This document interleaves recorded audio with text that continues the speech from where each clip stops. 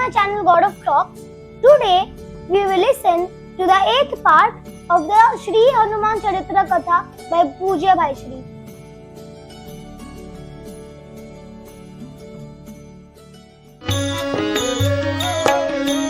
सबकी चेष्टा, सबका प्रयत्न सुख प्राप्ति और दुख निवृत्ति के लिए ही है।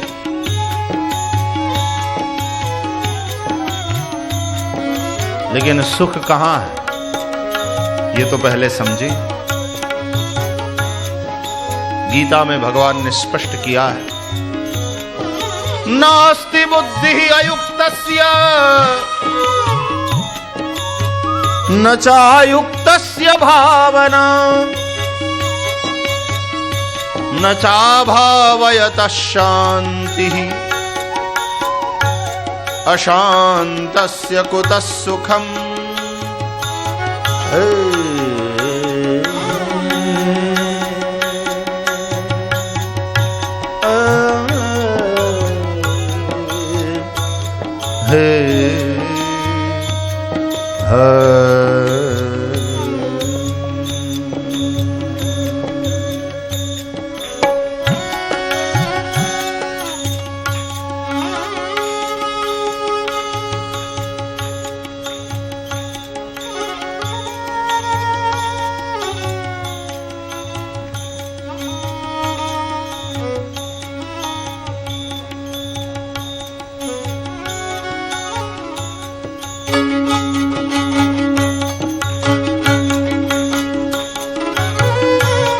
अशांतस्य कुतः सुखम। जो अशांत है वह सुखी नहीं हो सकता। राम तो शांत है, क्यों? सीता बरी है, शांति मिली। राम शांत है इसलिए सो सुख धाम राम रस नामा। राम सुख धाम है,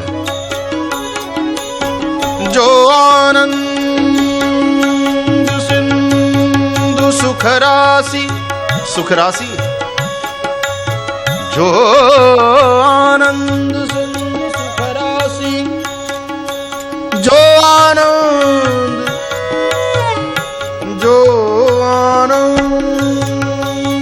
सिंधु सुख राशि। सी करते त्रैलोक सुपासी। सो सुख धाम राम रस नामा। अखिल लोकदायक विश्राम। वो सकल संसार को शांति दे सकते हैं क्योंकि उनके पास है।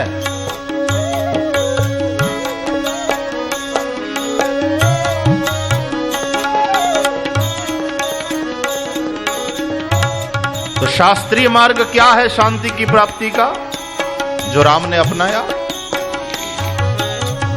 ये राम मार्ग है कि भवचाप तोड़ो और शांति को प्राप्त करो। संसार को मिटा दो। और ज्ञानी संसार को मिटा देता है। ज्ञानी की दृष्टि में संसार रहता ही नहीं, उसकी दृष्टि में तो ब्रह्म ही है। सर्वं खलु इदं ब्रह्म नेह नानास्ति किंचन। जब तक संसार है समस्या है, जब तक संसार है दुख है। असारः खलु संसारः दुःख रूपी विमोहकः। तो ये शास्त्रीय मार्ग है, राम का मार्ग।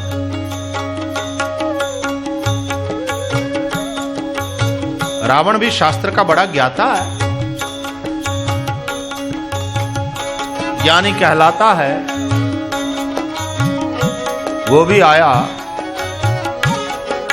लेकिन उस मार्ग से उसे सीता नहीं मिली। क्यों नहीं मिली? क्यों? शास्त्र मार्ग का अनुसरण करने से तो मिलनी ही चाहिए। राम को मिली, रावण को क्यों नहीं मिली?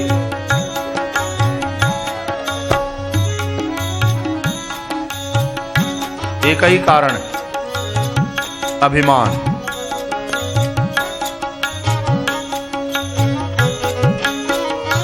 राम को मिली उसका कारण राम का विनय।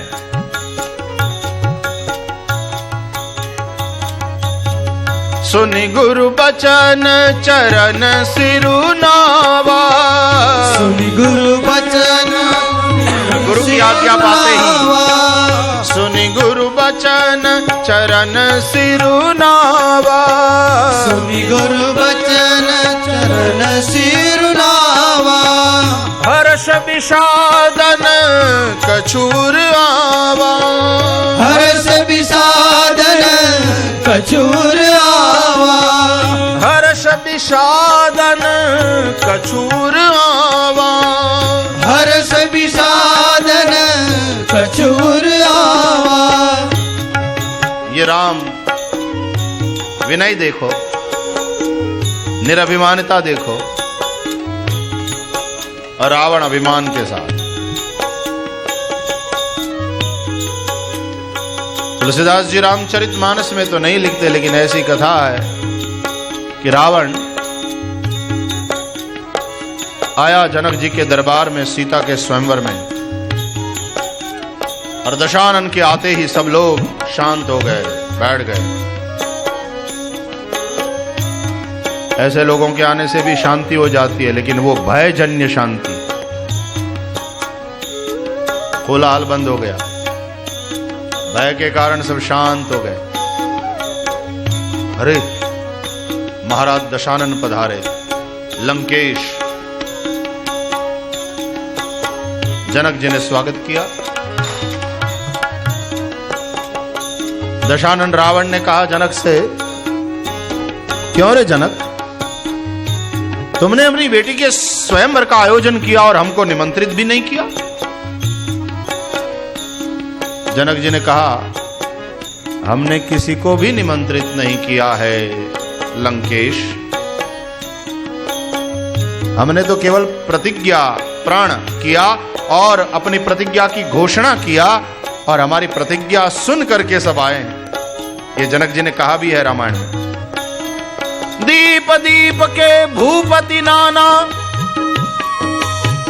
आए सुनी हम जो पन ठाना। लंकेश, हमने किसी को भी नहीं बुलाया, हमने किसी को भी निमंत्रित नहीं किया। और शांति के लिए निमंत्रित करने की जरूरत नहीं पड़ती भैया, लोग स्वयं सुन के आते हैं।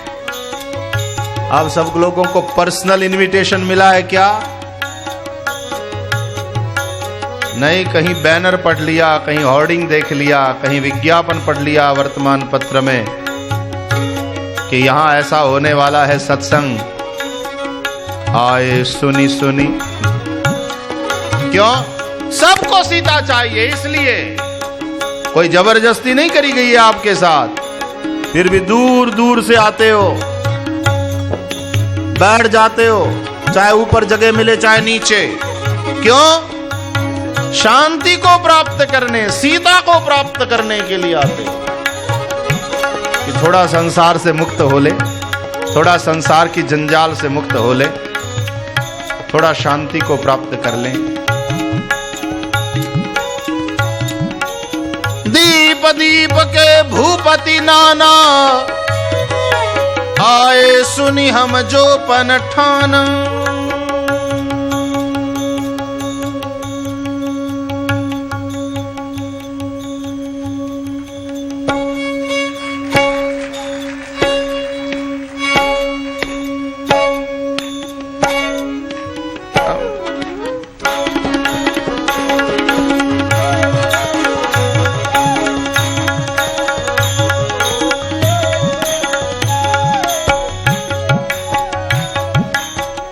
हमने किसी को नहीं बुलाया,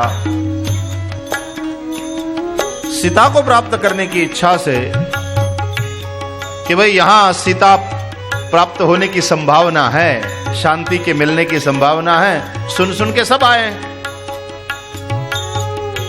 ठीक है, लंकेश ने कहा कि हम भी आ गए,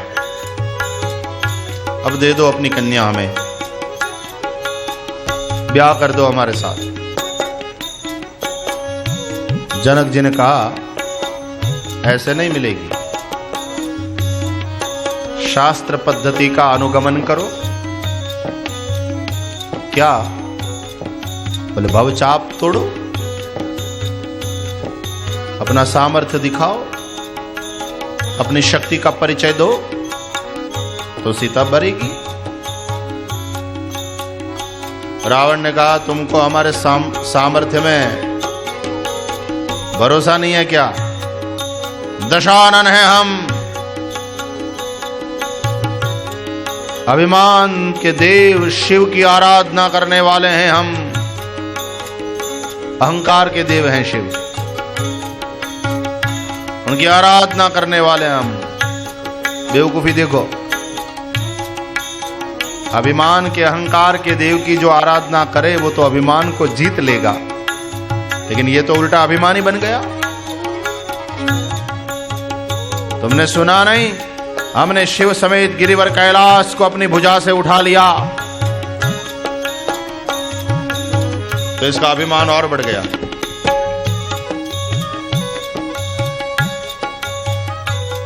और जनक, तुम शास्त्र पद्धति का अनुगमन करने के लिए कह रहे हो, तो तुम ज्ञानी हो, शास्त्र के ज्ञाता हो, तुम्हें भी समझना चाहिए कि हम शास्त्र पद्धति के अनुसार ही तुम्हें कह रहे हैं कि पहले तुम अपनी कन्या हमको दे दो, फिर हम धनुभंग करें।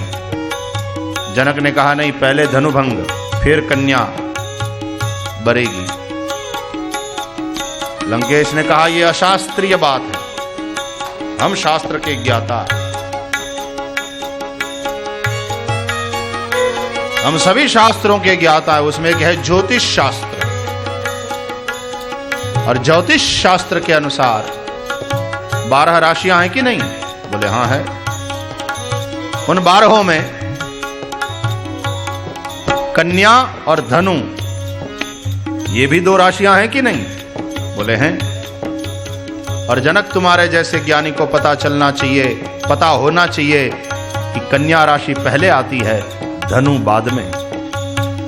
कन्या राशि 6वीं है और धनु राशि 9वीं है, इसलिए पहले कन्या बाद में धनु। तो हम शास्त्रीय पद्धति का ही अनुगमन कर रहे हैं, पहले तुम कन्या दे दो, बाद में हम धनुभंग करेंगे।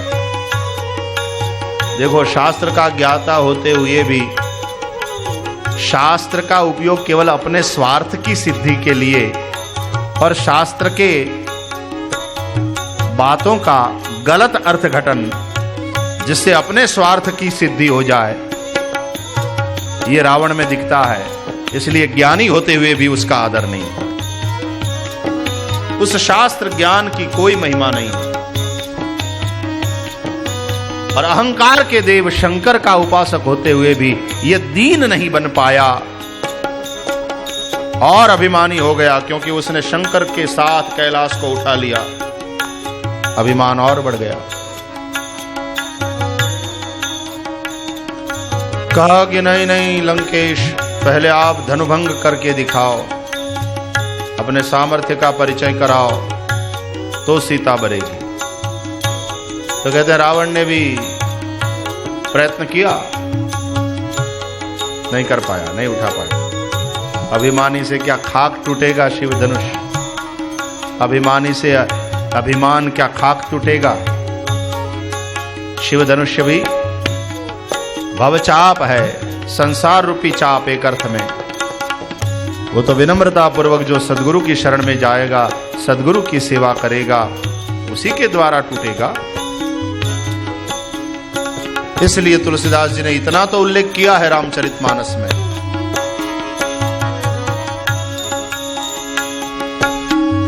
भूप सहस 10 एक ही 12, लगे उठावन टरई नटारा। भूप सहस 10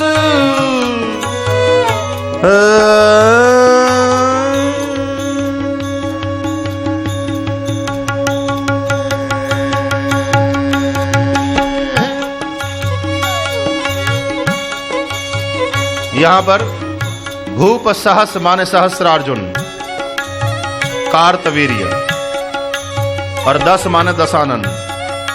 2 राजाओं के नाम का उल्लेख किया है, ऐसा भी रामचरितमानस के विद्वानों का कहना है। तो 1000 हाथ वाला सहस्रार्जुन और 10 मुख वाला रावण, दोनों ने आकर के अपनी शक्ति को लगाया, नहीं तोड़ पाए।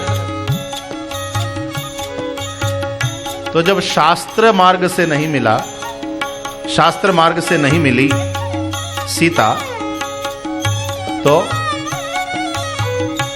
शास्त्र का ज्ञाता होने का अभिमान जिसके मन में भरा है, वह सीता का हरण करके, शांति का हरण करके शांति को अपना बनाना चाहता है, अपना नहीं बना पाया, हर लिया। इसका मतलब है तुम किसी की शांति को हर ले सकते हो, लेकिन उस शांति को तुम अपना नहीं बना सकते। रावण जैसे लोग अत्याचार करके, अनाचार करके, अन्याय करके दूसरों की शांति का हरण कर लेते, लेकिन वे उस शांति को कभी अपना नहीं बना सकते। जोर जुल्म करने से, बलात्कार से शांति को तुम अपना नहीं बना सकते।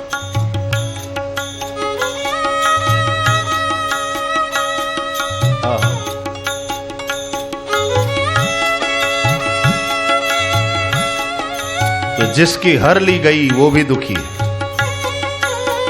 राम दुखी है शांति के वियोग में, सीता के वियोग में,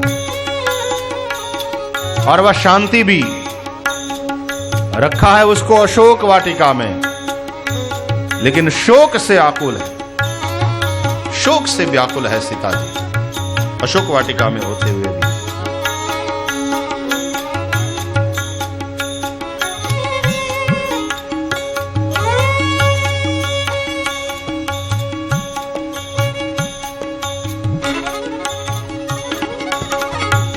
तो एक ये है रावण मार्ग, वो है राग का, आसक्ति, राग। और जहां राग है, आसक्ति है, वो या तो शास्त्रीय मार्ग, और शास्त्रीय मार्ग से काम नहीं बना, सफलता नहीं मिली, तो अशास्त्रीय मार्ग, ये न केन प्रकारेण, लेकिन उसको पाओ।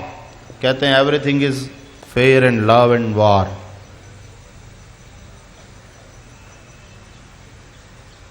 हर लिया। रावण जैसे लोग दूसरों की शांति को हर तो सकते हैं, लेकिन अपना नहीं बना सकते, अपना नहीं कर सकते।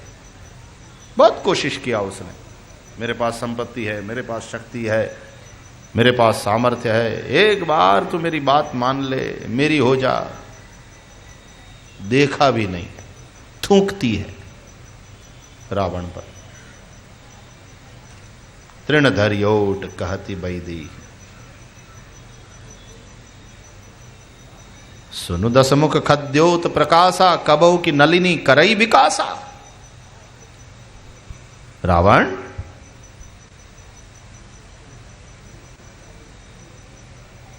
जुगनू के प्रकाश से कभी नलिनी विकसित नहीं होती, उसके लिए सूर्य चाहिए।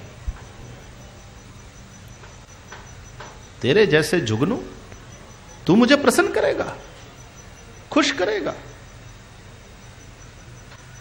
उसके लिए तो कोई राम जैसा सूर्य चाहिए।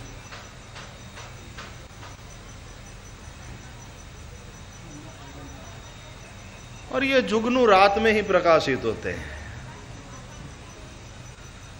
दिन में तो दिखते भी नहीं। हैसियत क्या इनकी?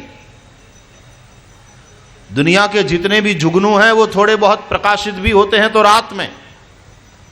और रात कब होती है? एक चाइनीज कहावत है, सेइंग है, बढ़िया। उसका भाव है कि जब छोटे आदमी की परछाई बड़ी दिखने लग जाए तो समझना चाहिए कि अब रात होने वाली।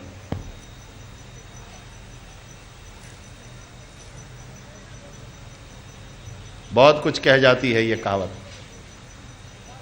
जब छोटे लोगों की परछाई बड़ी दिखने लग जाए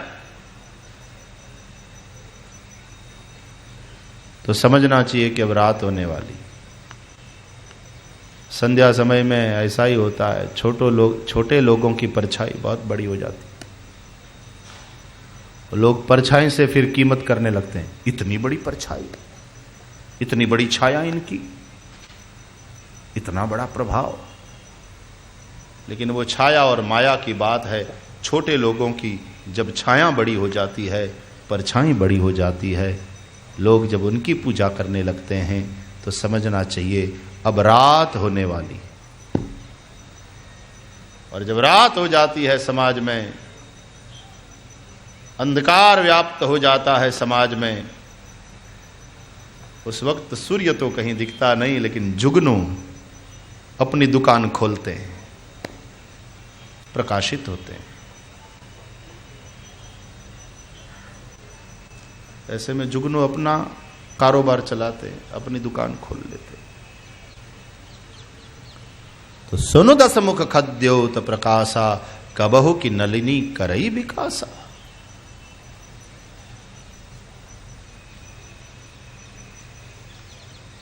तो रावण जैसे लोग, ये रावण मार्ग जो है वो भोग और अपहरण का मार्ग है।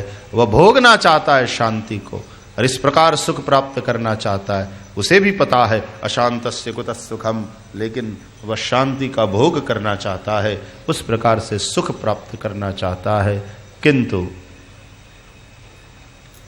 भोग के लिए उसने अपहरण किया। ये भोग और अपहरण की जो वृत्ति है ना रावण में, वही निंदनीय है। और उसी के कारण वह सीता को अपना नहीं बना पाया,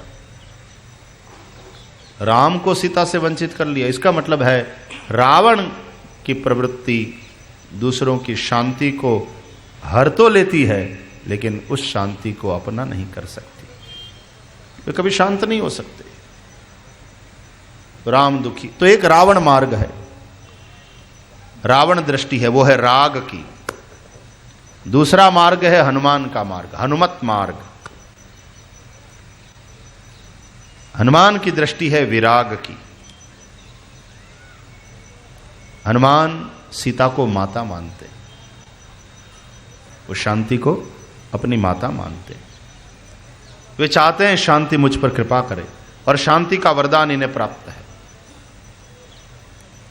राम दूत मैं मातु जानकी, प्रभु का कार्य करते हुए, सीता जी को माता मानते हुए, सीता की कृपा को प्राप्त किए हुए हनुमान जी परम विरागी। कौन विरागी है? विषय वैराग्य, ब्रह्मचारी हैं, संयमी हैं, विषय वैराग्य है। और दूसरे ज्ञानी नाम अग्रगण्य तो है ही है। और श्रीमद् भागवत के महात्म्य के अनुसार भक्ति माता है और ज्ञान वैराग्य उसके पुत्र है। इस अर्थ में ज्ञानी और विरागी श्री हनुमान जी सीता जी के पुत्र है, स्वाभाविक है। इसलिए सीता जी पुत्र कह करके संबोधित भी करती है हनुमान जी को। रामचरितमानस में उत्तरकांड में भक्ति मणि की बात आती है और ज्ञान दीप की बात आती है। तो उसमें भक्ति मणि को उन पर्वतों में ढूंढने के लिए आंख चाहिए, नहीं तो देख ही नहीं पाओगे। तो ये कौन सी दो आंख है? बोले वही दोनों आंख है, ज्ञान और वैराग्य। ज्ञान विराग नयन उर्गारी, ज्ञान और विराग ही नयन है। भुषुंडी कहते हैं, हे गरुड़ मसा मर्मी सज्जन सुमति कुदारी, मर्मी सज्जन सुमति कुदारी, ज्ञान विराग नयन उरगारी ज्ञान विराग नयन उरगारी ज्ञान विराग नयन उरगारी ज्ञान विराग नयन उरगानी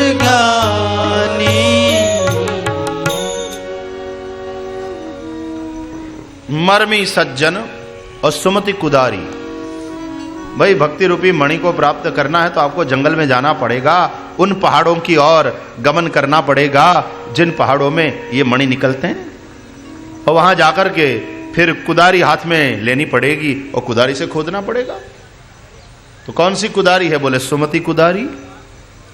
बड़ा सुंदर वर्णन है वहां पर ज्ञान दीप और भक्ति मणि के विषय में। तुलसीदास जी ने जो उत्तरकांड में लिखा है भुषुंडी और गरुड़ जी के संवाद में, बड़ा सुंदर प्रकरण है।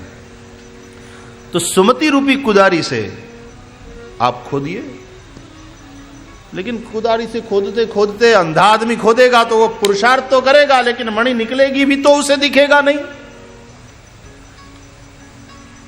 तो देखने के लिए तो नयन चाहिए, और वो दो नयन कौन से हैं? बोले ज्ञान विराग नयन उरगारी। ज्ञान और वैराग्य, यही दोनों नयन है। और श्री हनुमान जी के पास ज्ञान है, वैराग्य, नयन, इसलिए वहां भक्ति मणि को खोजने देखने के लिए ज्ञान वैराग्य नयन की आवश्यकता बताई है उत्तरकांड में। और यहां पर सुंदरकांड में देखिए कि ज्ञान और वैराग्य जिनके नयन हैं वो हनुमान जी महाराज, जिनके पास ज्ञान वैराग्य रूप नयन है, वही भक्ति की खोज के लिए गए। सीता यानी मूर्तिमती भक्ति,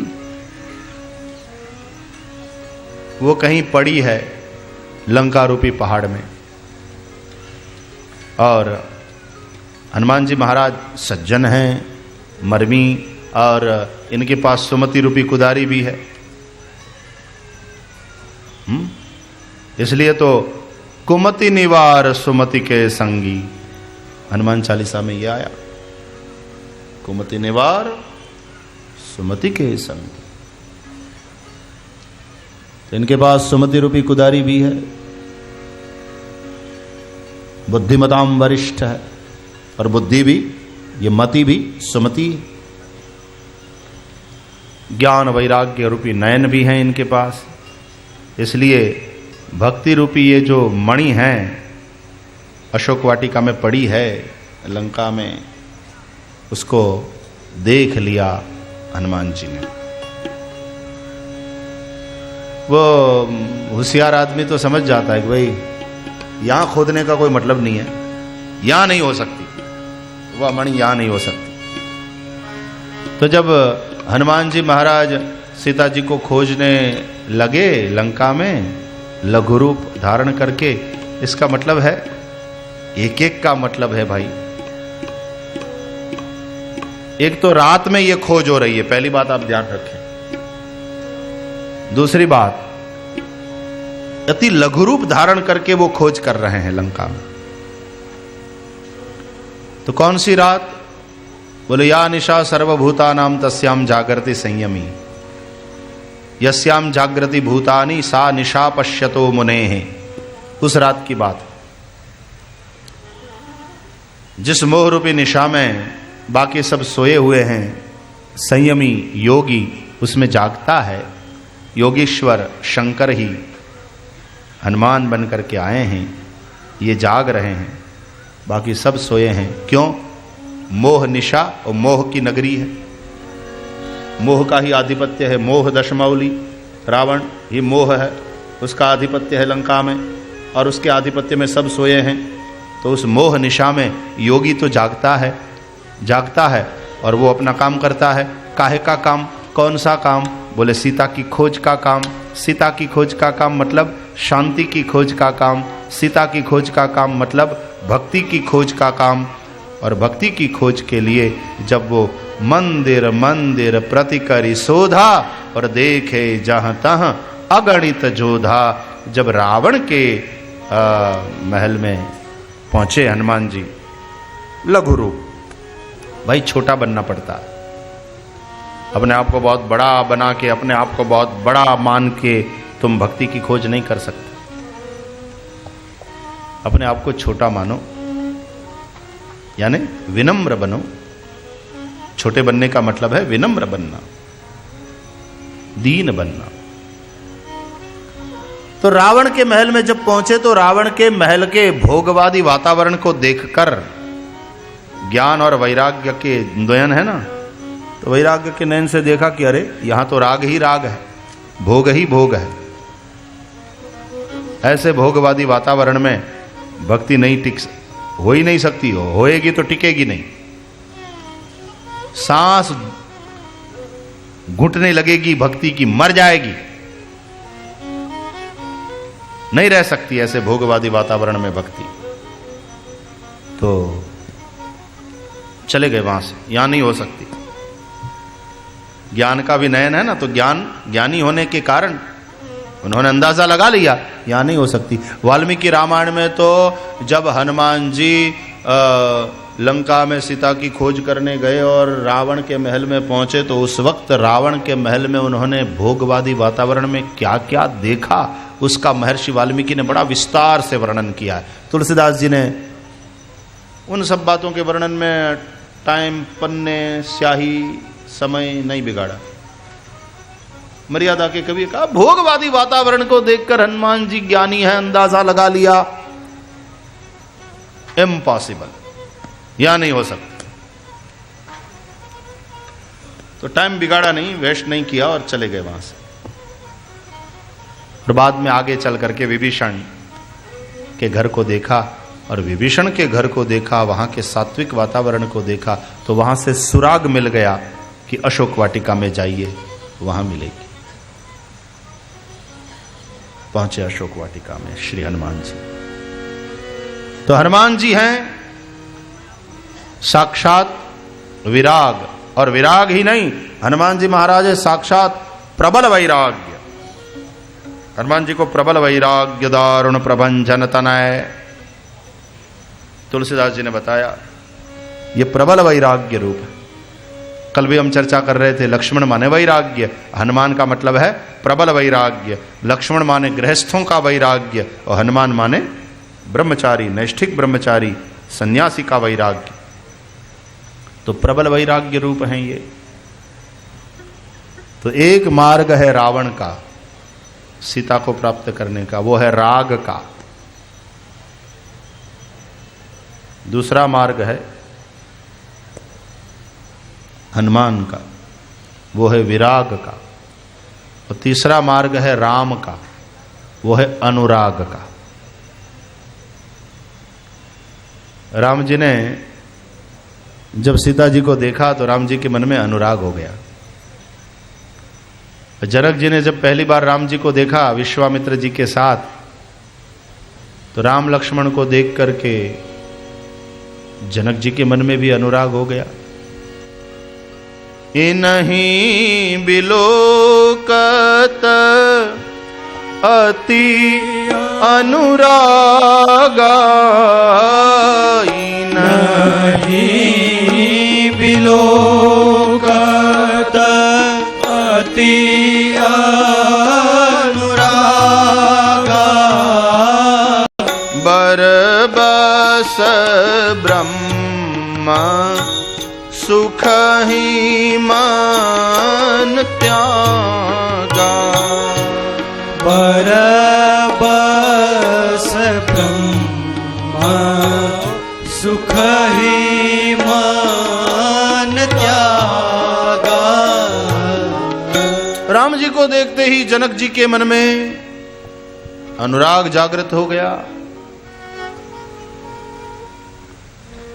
लक्ष्मण जी मन ही मन बड़े खुश कि देखो अपने आप को विदेही मानने वाले, उनके मन में भी हमारे राम ने अनुराग जगा दिया।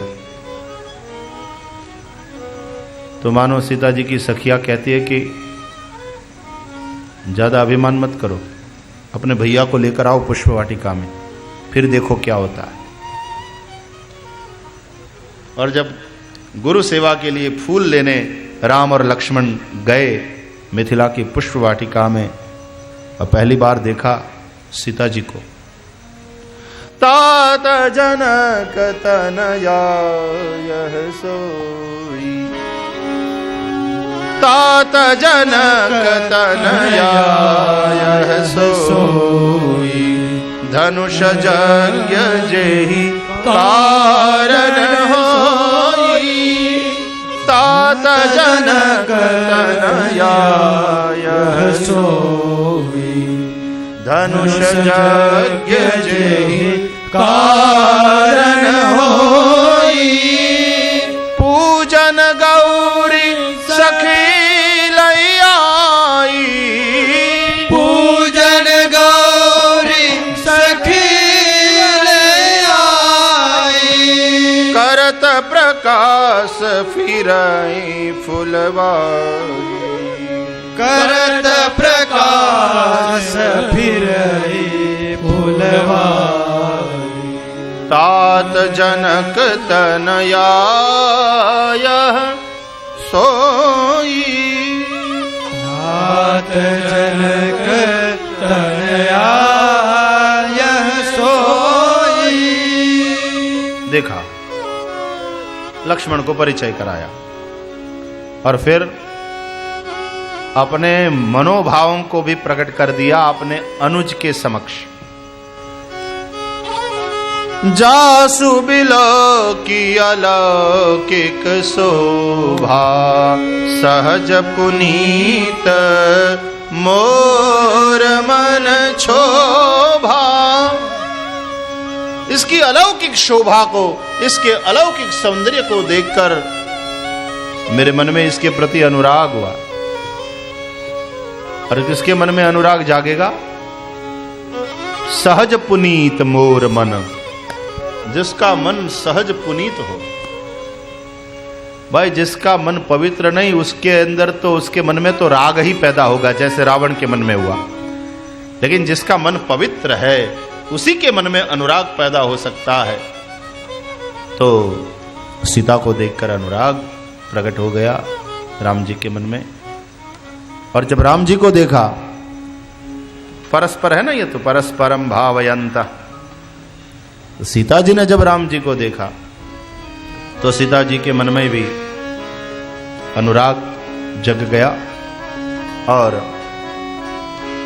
जब देवी माँ के मंदिर में गई राम जी को देखने के बाद, राम जी से मिलने के बाद जब देवी माँ के मंदिर में गई सीता जी, तो देखो सीता जी के मन में भी अनुराग है। और उसका स्पष्ट उल्लेख तुलसीदास जी ने किया। पूजा कीनी अधिक अनुराग, पूजा कीनी अधिक अनुराग, निज अनुरूप सुभग बर मागा, निज अनुरूप सुभग बर मागा, पूजा कीनी अधिक अनुरागा, पूजा कीनी अधिक अनुरागा, मोर मनोरथ जानहुनी के, मोर मनोरथ जानहुनी के, बसहूँ सदा पुर पुर सब ही के, बसहु सदा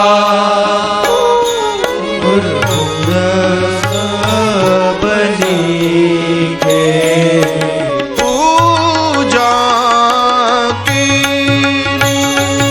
अधिक अनुराग पूजा की अधिक अनुराग निज अनुरूप सुभग बर मागा निज अनुरूप सुभग बर मागा पूजा की।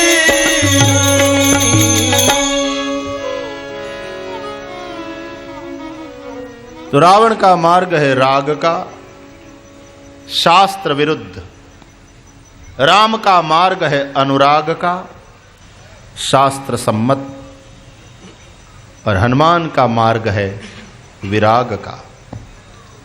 तीनों पद्धति से सीता को प्राप्त करने की चेष्टा ये तीनों कर रहे हैं।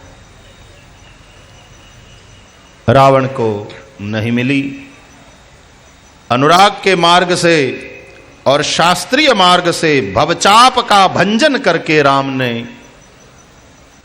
सीता को प्राप्त कर लिया। और राग दृष्टि वाले रावण ने शास्त्र विरुद्ध कर्म करते हुए पराई स्त्री का, पराई शांति का अपहरण कर लिया। दूसरों की शांति का अपहरण भले ही कर लिया, लेकिन उस शांति को वह अपना नहीं बना पाया।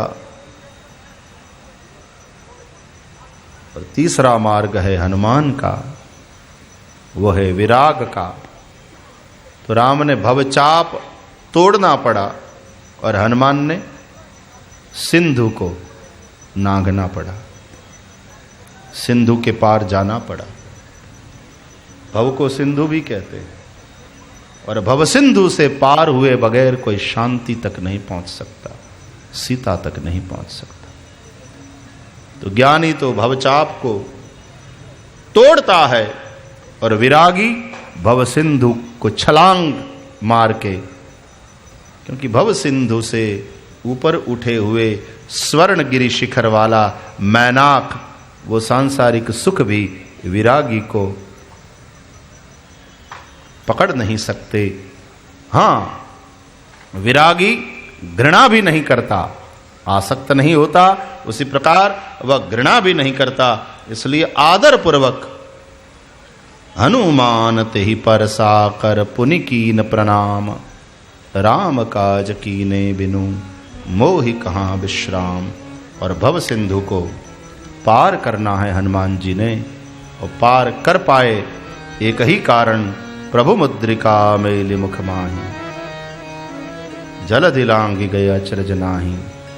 स्वयं विराग के मार्ग को ग्रहण करने वाले प्रबल वैराग्य रूप श्री हनुमान जी, ये विराग निरसता नहीं है, ये विराग भी निरस नहीं है, राम नाम की मुद्रिका मुख में है, इसलिए यह विराग भी सरस है।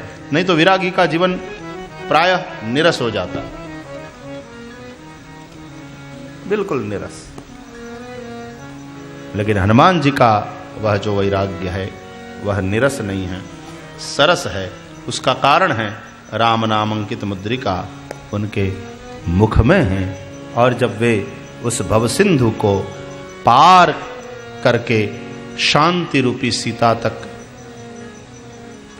पहुंचने का प्रयत्न करते हैं, तो कौन कौन से विघ्न मार्ग में आते हैं और किस प्रकार से उन विघ्नों को वे पार करके शांति रूपी सीता तक पहुंचते हैं। उन्हें शांति की जो खोज थी वो सफल हो जाती है। उसकी चर्चा हनुमान जी के चरित्र के द्वारा हम कल वाले अंतिम प्रवचन में करेंगे। ये 2-2.5 घंटे तो कहाँ बीत जाते पता भी नहीं चलता। हनुमत चरित्र तो अपार समुद्र के समान हैं, और श्री हनुमान जी के चरित्र का दर्शन करते हुए हनुमान जी के चरित्र के द्वारा मार्गदर्शन प्राप्त करते हुए, क्योंकि यही सद्गुरु है। श्री गुरु चरण सरोज रज निज मन मुकुर सुधारी, बरनऊ रघुबर विमल यश जो दायक फलचारी। हम हनुमत चरित्र के द्वारा मार्गदर्शन प्राप्त करेंगे। कल हनुमान जयंती भी है, उसका उत्सव भी मनेगा, सुंदरकांड का पाठ भी यहाँ पर होगा और हनुमान चालीसा का 1.25 लाख क्या 3 लाख के करीब पाठ पहुँचने को आए हैं, ऐसा मुझे बताया गया।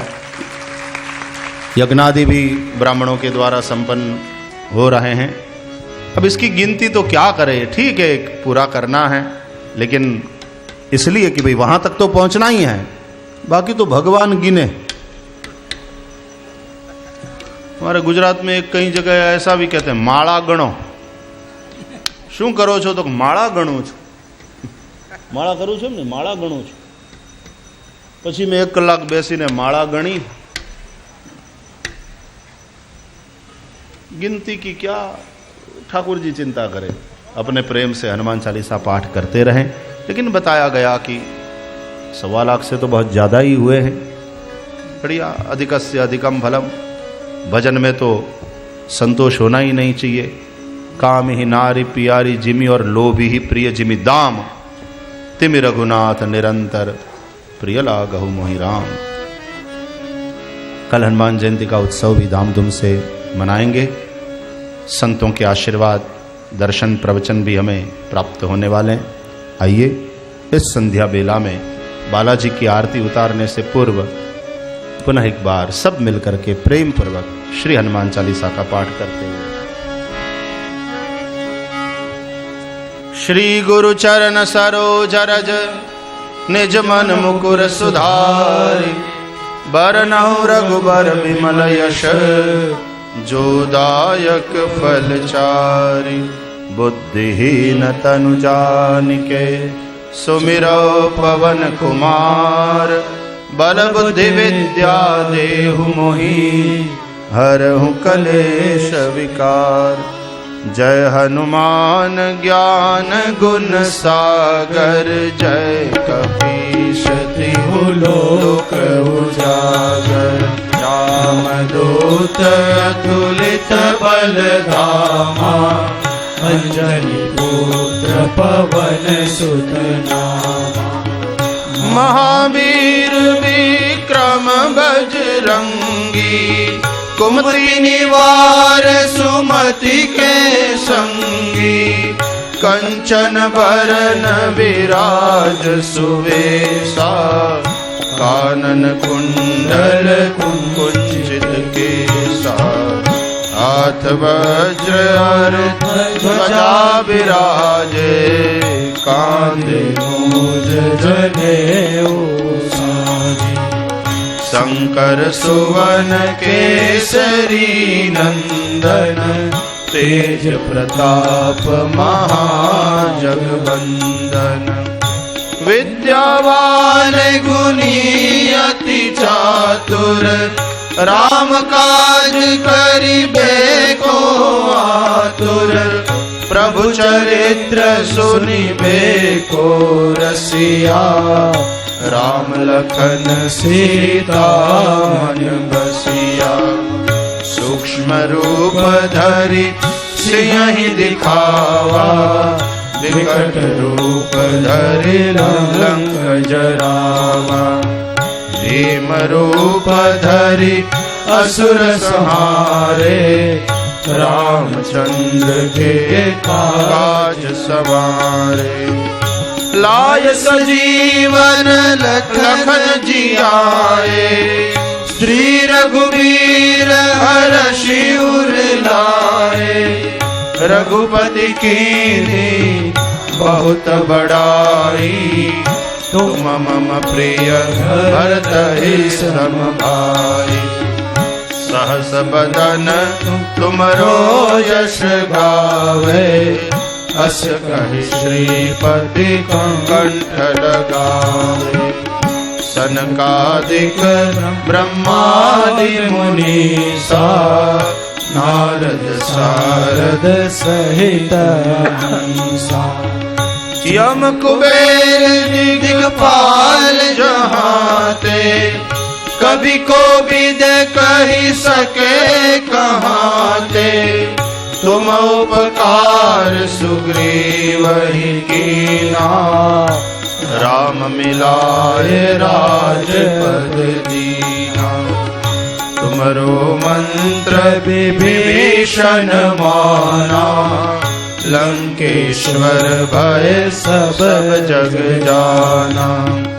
जुग सहस्र योजन पर भानु, लील्योताहि मधुर फल जानु। प्रभु मुद्रिका मिली मुख माही, जल दिलांगी गए अचरज नाही। दुर्गम काज जगत के जेते, सुगम अनुग्रह तुम्हारे देते।